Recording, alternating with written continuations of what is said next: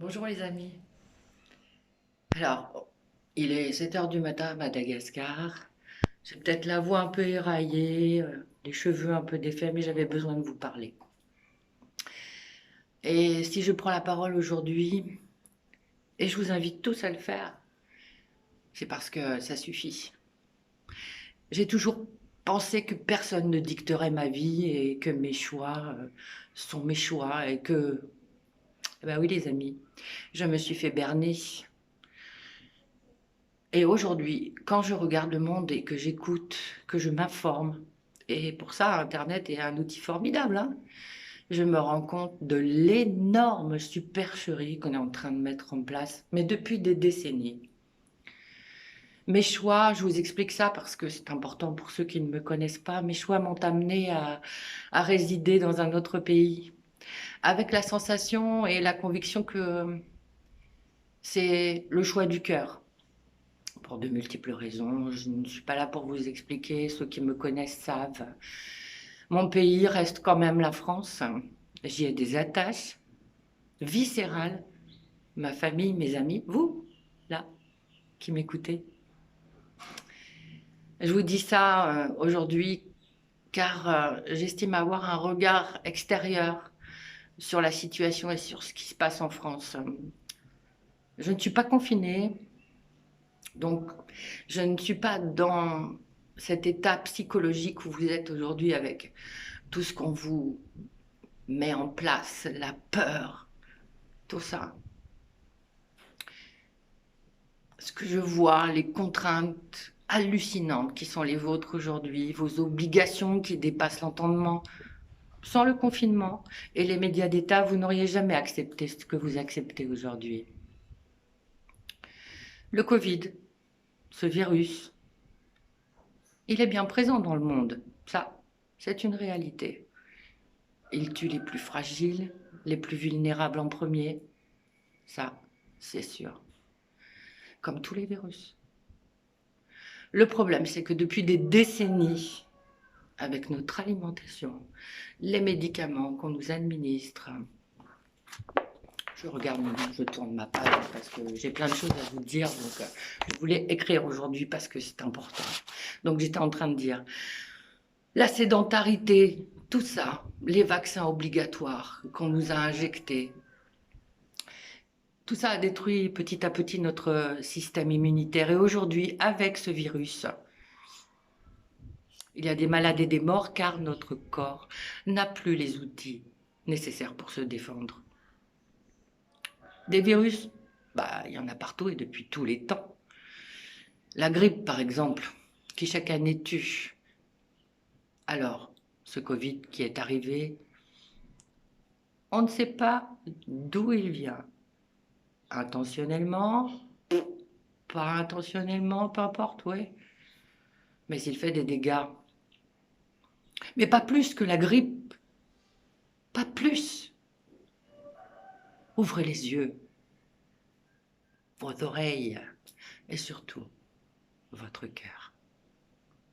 Informez-vous de ce qui se passe dans le monde, sur ses dirigeants, sur d'autres personnes, je sais pas, vous les connaissez peut-être, j'ai pas de nom à donner parce que peut-être vous avez déjà entendu parler, mais qui ont un pouvoir énorme aujourd'hui. L'argent, le pognon, la thune mènent le monde. Et la folie de certains est palpable.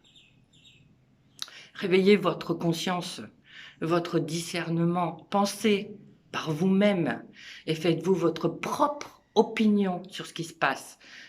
Beaucoup d'entre vous se réveillent ou s'éveillent. Et je pense qu'il est temps de dire stop et d'entrer en désobéissance par des actions. Refusez ce que vous ne voulez pas pour vous et pour vos proches, mais surtout pas dans la violence qui ne fait qu'attiser la haine. Et la haine est mauvaise pour tout le monde. Je pense aussi aujourd'hui à nos vieux qui sont seuls dans leur maison ou dans les maisons-prisons, les EHPAD. J'imagine aussi que si on leur donnait le choix, vous pouvez avoir un câlin de vos proches, un bisou, mais sachez que si vous acceptez, vous pouvez attraper le Covid. Et je suis sûre, 90%, que la majorité de nos vieux diraient: moi, je veux un câlin de mes proches, moi, je veux une accolade, moi, je veux qu'on me regarde, je veux qu'on m'aime encore un peu.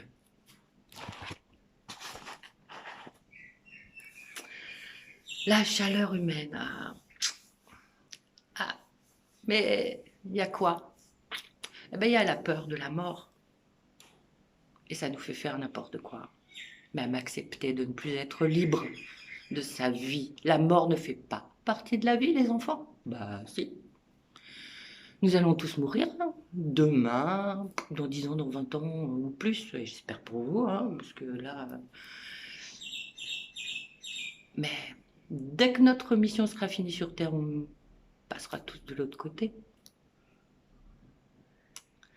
Malgré, même si vous avez d'autres croyances ou pas de croyances du tout, être athée ou pas, peu importe, de toute façon, on va tous mourir.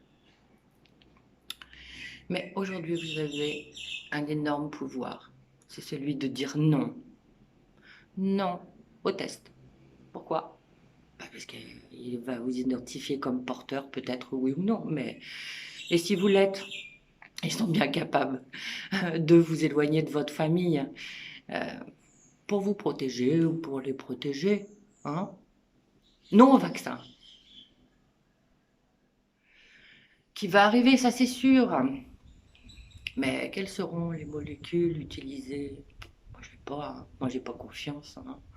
Ce vaccin serait obligatoire, imposé. Tu ne te fais pas vacciner, on te coupe les vivres. Tu ne peux pas sortir de chez toi ou encore moins voyager. C'est inacceptable. Non à cette application sur le téléphone portable.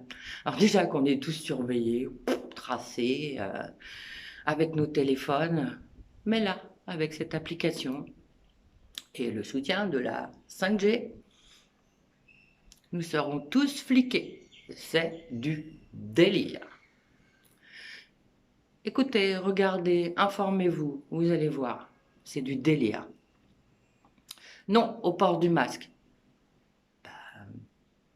On dit que le Covid, il atteint les voies respiratoires, et alors on nous empêcherait de bien respirer, de prendre l'air. Et puis ce masque nous fait perdre le sourire. On ne voit rien, on ne voit pas ce que vous pensez, qui vous êtes. Et puis ça change nos voix. Est-ce qu'ils sont efficaces, les masques?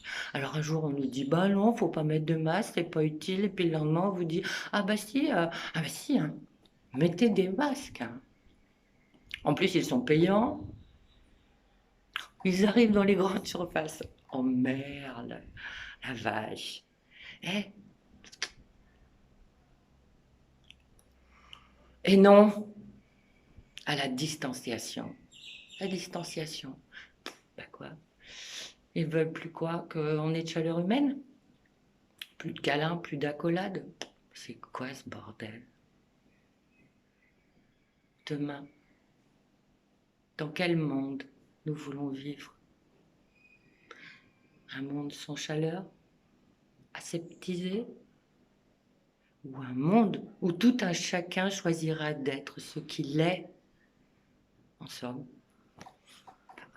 un autre monde avec d'autres dimensions humaines. Moi, j'y crois. Vraiment, j'y crois.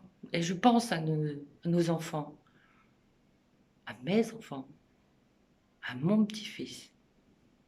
Et nous avons une obligation envers eux. Nous les mettons au monde, nos enfants.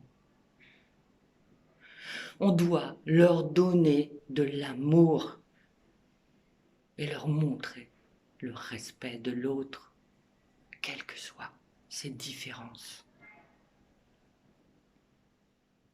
qu'ils deviennent des hommes et des femmes libres.